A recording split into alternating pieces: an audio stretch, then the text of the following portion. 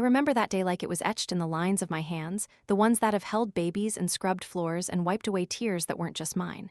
The phone rang in the middle of the night, shattering the quiet of my empty apartment. It was the hospital. "Mrs. Ellis, your husband? He's in surgery. It's bad. You need to come now." My heart dropped like a stone in deep water. Henry, after all these years of silence, of him living in that big house with the kids, pretending I didn't exist. But blood calls to blood, doesn't it? Or maybe it's just the ghost of love that pulls you under. I threw on my old coat, the one with the frayed sleeves from too many winters alone, and hailed a cab. The streets blurred by, rain slapping the windows like accusations. Why now? Why after they'd all pushed me out, left me in that tiny place while they climbed higher? But I couldn't think straight. My mind was a storm of memories, his laugh when we were young, the way he'd hold my hand through the hard times. The cab stopped and I ran. My legs, tired from years of standing on my own, carried me through those sterile doors. Nurses glanced up, but I didn't stop. "Operating room," I gasped. "Henry Ellis." One nurse, a young thing with kind eyes, grabbed my arm as I pushed toward the doors. "Wait," she whispered, her voice low like a secret. "Hide, it's a trap." I froze right there, my breath catching in my throat. A trap? What kind of trap in a place meant for healing? She pulled me into a side room, her hand trembling on mine. "Your family? They're here, not for him, for you." I peeked through the crack in the door, and there he was. Henry lying on that table, tubes snaking everywhere, machines beeping like a countdown. But around him, not just doctors, my children. All grown now, suits and dresses, looking important, and papers in their hands, legal papers. My son, the one I'd raised through fevers and failures, was arguing with a lawyer.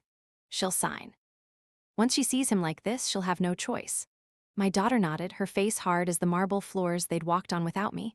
I froze, completely. My body went cold, like the life was draining out right there in the shadows. It wasn't about saving Henry. It was about me, tricking me back into their world to strip away what little I had left. The penthouse I'd claimed after they left me behind. The one piece of dignity I'd scraped together. They wanted it gone, wanted me erased for good.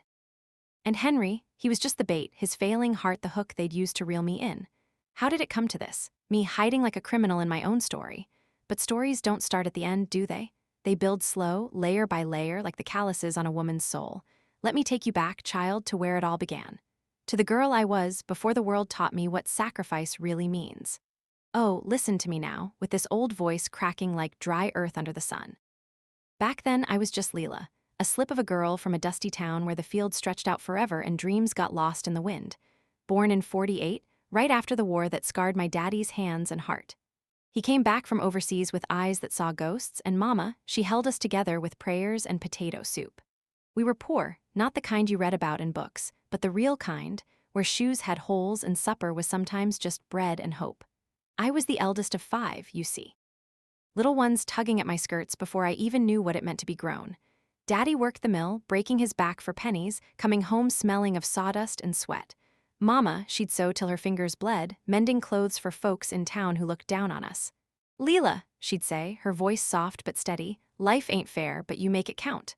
I'd nod, swallowing the ache in my belly, and help her thread the needle by candlelight. School. I went when I could, but mostly I learned from the world. Reading books borrowed from the library lady who pitied us, dreaming of cities with lights that never went out. But dreams, they were luxuries we couldn't afford.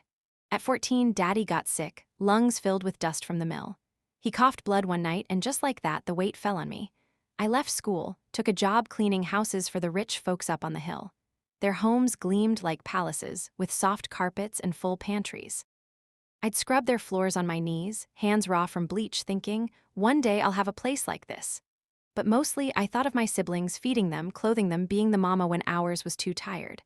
That's how I met Henry. He was the son of one of those families, home from college, all charm and promises. "You're too pretty to be on your knees, Leela," he'd say, helping me up with a smile that lit the room. We fell in love quick, like a summer storm. He promised the world marriage, a home, escape from the dirt. But his folks, they saw me as trash, a girl from the wrong side. "She's beneath you," his mother hissed. Henry fought for me, though. We eloped in '66, me in a borrowed dress, him with stars in his eyes. Life started hard. We moved to the city, him working odd jobs, me waitressing with a baby already swelling my belly. Our first, Tommy, came screaming into the world in a tiny apartment where the walls leaked when it rained. I held him close, whispering, "I'll give you everything, little one." But everything, it meant sacrifice. Nights without sleep, rocking him through colic while Henry chased better work. Then came Sarah, 2 years later, sweet as honey but frail, always catching colds. I'd boil water for steam, sit up worrying, my body aching from double shifts. By the third child, Mia, I was bone-tired. Henry got a break, a job in sales, traveling roads that took him away for weeks. "It's for us, Leela," he'd say, kissing my forehead. So I stayed, raising them alone mostly.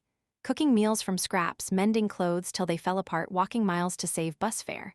The kids grew, and so did the needs: school supplies, doctor visits, dreams of their own.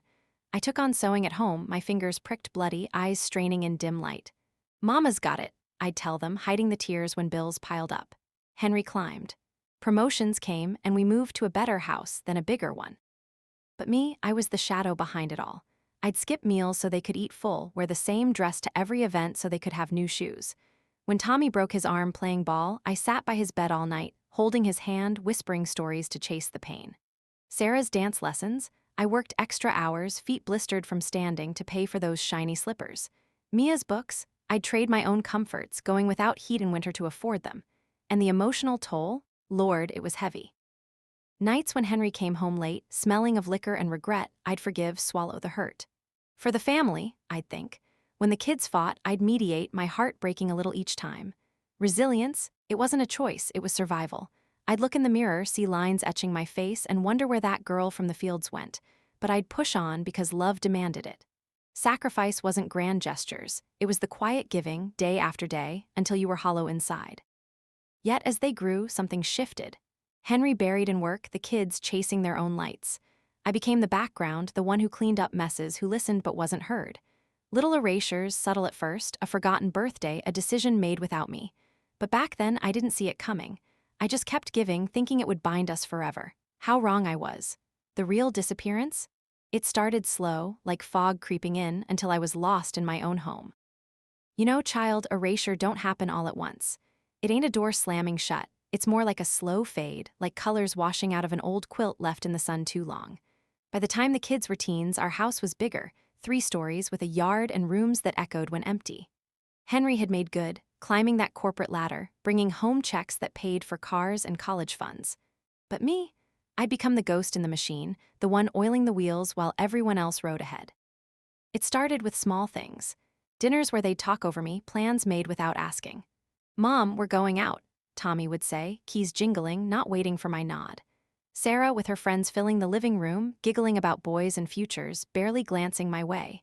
Mia, buried in books, dreaming of universities far off. I'd set the table, serve the food I'd cooked with hands that still remembered the scrub brush, and they'd eat without thanks, leaving plates for me to wash. "It's just busy times," I'd tell myself, wiping counters till they shone, hiding the ache in my chest. Henry, he was the king now, suit pressed, briefcase in hand. Evenings he'd come home, kiss my cheek absently, then retreat to his study. Our talks faded to logistics, who'd pick up the dry cleaning, what bills needed paying. Intimacy? Lord, that was a memory buried under years of routine. I'd lie awake, staring at the ceiling, remembering the boy who'd stolen my heart. But he was gone, replaced by a man who saw me as fixture, not flame. Family dynamics shifted like sand underfoot. The kids idolized him, daddy the provider, the one with stories from the road. Me, I was the enforcer, the one saying no to late nights, yes to chores. They'd roll eyes, mutter under breath. Mom's always nagging. Neglect crept in quiet. Birthdays, mine passed with a card, maybe flowers if Henry remembered. Theirs. Parties I planned, cakes I baked, smiles I forced while exhaustion pulled at me. Subtle erasure deepened. Decisions, big ones, happened without me. Henry bought a new car, announced it at dinner like a gift to himself. "What do you think, Leela?" Too late, it was done. The kids chose colleges, packed dreams, and I was the one folding laundry, packing boxes, waving goodbye with a heart full of pride and emptiness. Tommy went first, to business school, calling home for money but not for talks. Sarah to art school, her calls filled with excitement that didn't include me. Mia the baby to law, her ambition sharp as a knife. Holidays, they'd come back but the house felt like a stage. I'd cook the turkey, set the table with linens I'd ironed, and listen to their lives, promotions, romances, adventures. My stories brushed aside. "Oh, Mom, you always talk about the old days." Injustice simmered, but I swallowed it, thinking, this is what mothers do. Respect, it eroded slow. A forgotten anniversary here, a dismissed opinion there. Henry started traveling more, leaving me to hold the fort alone. Then the real fading hit. Henry got promoted again to vice president and talk turned to moving up literally. A penthouse downtown, he said one night, eyes gleaming. Bigger, better for entertaining clients. The kids nodded, excited. Me? I sat quiet, heart sinking. Our home, the one I'd poured sweat into, wasn't enough. But when I spoke up, "What about the memories here?" they laughed it off. "Mom, it's progress." Erasure peaked when they planned the move. Boxes packed, my things shuffled like afterthoughts. "We'll set you up nice," Henry promised, but his eyes were elsewhere. The kids helped him, not me. I became invisible, a relic in my own life. Neglect wasn't shouts, it was silence, the way they'd walk past without seeing. Dignity, mine was fraying, thread by thread. Reflective now, I see it clear. Families can erase you without malice just by growing away. But it hurts all the same, a slow heartbreak that leaves scars deep. And when they finally left me behind, that was the cut that bled true. Left behind. Those words sit heavy on the tongue, don't they? Like stones in your pocket, pulling you down. The move happened fast, a whirlwind of trucks and goodbyes. Henry and the kids, they decided on that gleaming penthouse in the city sky, all glass and views that stretched forever. "It's for the family," Henry said, packing his suits. But family, it felt like they were shedding me like old skin. I remember standing in the empty house, echoes bouncing off walls I'd painted myself. "Where do I fit?" I asked, voice small. Henry paused then. "We'll find you a place nearby, something cozy." Cozy, meaning small, out of the way. The kids hugged me quick. "Love you, Mom," and were gone, tires crunching gravel. Just like that, I was alone. The door closed and the quiet hit like a wave, drowning me. They set me up in a one-bedroom apartment, blocks away but worlds apart. Rent paid by Henry like charity. "It's temporary," he said, but his eyes said otherwise. I unpacked boxes of memories, photos yellowed with time, trinkets from our early days. The space was clean but empty. No laughter echoing, no feet thundering stairs. Loneliness wrapped around me like a cold blanket. Nights I'd sit by the window, watching lights in the distance, wondering if they thought of me up there in their tower. Self-discovery, it came slow, painful. At first, I wandered rooms like a lost soul, cooking meals for one that tasted of ash. I'd call the kids, voicemails mostly. "Just checking in." Responses trickled. "Busy, Mom, talk soon." Henry, weekly checks, distant chats about weather. Injustice burned after all I'd given this, but anger turned inward, questioning my worth. Then quiet strength stirred. I started walking the streets, rediscovering the city I'd once hustled through. A library card, books on shelves that whispered company. I'd read late, stories of women like me, finding footing after falls. Joined a knitting group at the community center, old ladies like me, sharing yarns both wool and tale. Laughter came tentative, then real. "You've got fire in you, Leela," one said. Fire, I'd thought it extinguished. Reclaiming autonomy meant small acts. I painted the walls a soft blue, color of skies from my childhood. Planted herbs on the sill, watching them grow under my care. Took a part-time job at a bookstore, hands sorting pages instead of scrubbing. Money of my own, decisions mine. Loneliness lingered, but I filled it with me, memories revisited, not buried. I journal nights pouring out the hurts, the sacrifices unseen, the erasure felt deep. There were dark days, holidays alone, table set for one. I'd cry then, raw sobs for the family that moved on, but strength built brick by brick. I learned to say no to guilt trips, to expectations. "I'm fine here," I'd tell Henry when he hinted at visits. Dignity returned, quiet but firm, no more begging for scraps of attention. Moving out, it broke me first, then remade me. I found peace in solitude, a self I'd lost in motherhood's maze, but families don't stay away forever. When they came knocking again, it was with entitlement in their eyes and conflict brewing like a storm, claiming space. Funny how that sounds grand, but for me, it was born of necessity, a quiet rebellion against the void they'd left. After months in that apartment, Henry called one day, voice strained. "The penthouse. It's too much without you. Too much." Or maybe the shine wore off, the emptiness echoing louder. He begged me back, not to the family, but to manage it. "Come live here, Leela, the top floor's yours." The penthouse had levels, a sprawling place with views that made you feel like God, but me, they'd tucked me away before. Now invitation felt like concession. I went, not for them but for me, packed my things, stepped into that elevator rising high. The top floor attic-like, but vast, with windows framing the city.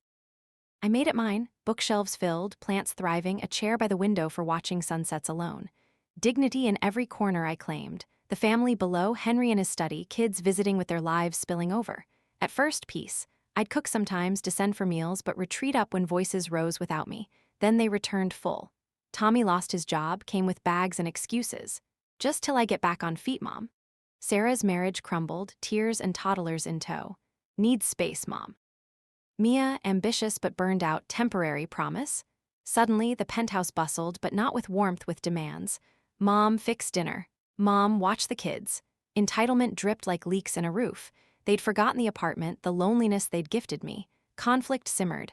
Tommy took over the living room, papers strewn, expecting me to clean. You're up there anyway. Sarah's kids ran wild, breaking my quiet. They're just kids, Mom. Mia argued cases on calls, loud, dismissing my pleas for peace. Henry, he sided with them, family helps family. But where was help when I faded? Emotional intensity built. One night, storm raging outside, it boiled over. Tommy demanded money for a fresh start. I refused, voice steady. I've given enough, he exploded. After all Dad's done, the others joined, circling like wolves. You're selfish, Mom. This place is ours too. Boundaries cracked under assault. I retreated upstairs, heart pounding, tears hot. Dignity? They trampled it, seeing me as servant, not soul. Memories haunted, sacrifices I'd made, now weaponized. You owe us, Sarah hissed once.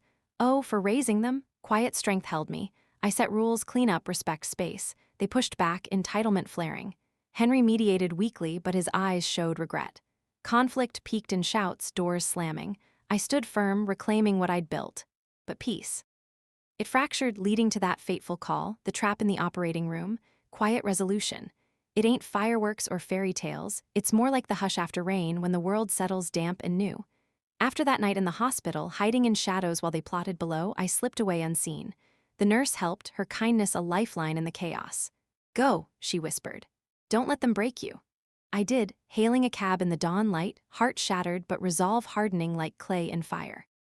Back at the penthouse, know my space now, I locked the door to the top floor. They called, pounded, but I didn't answer. Empowerment came in silence, in choosing me over the pull of blood. Days blurred, I'd sit by the window, watching the city pulse below, memories flooding like rivers. The girl from the fields, the mother who'd given all, the woman erased and reborn. Self-respect bloomed quiet in the refusal to bend. They tried again, notes under the door, pleas through the phone. Mom, Dad's stable, but we need you. Need? For what, to sign away my peace? I reflected deep heartache, raw but clarifying. Injustice of it all, the neglect, the entitlement didn't vanish, but it lost its grip. I'd found strength in loneliness, dignity in boundaries unbroken. Quiet peace settled slow. Mornings with tea steaming, books open, no demands echoing up. The family? They drifted, conflicts unresolved, lives marching on without me fully. Henry recovered, but distance grew. The kids called less, resentment lingering. No happy reunion, no moral bow, just me in my claimed space, breathing free. Heartbreaking? Yes, the ache never fully fades. But in the quiet, I found myself, whole, resilient, at peace with the untold story that was mine alone.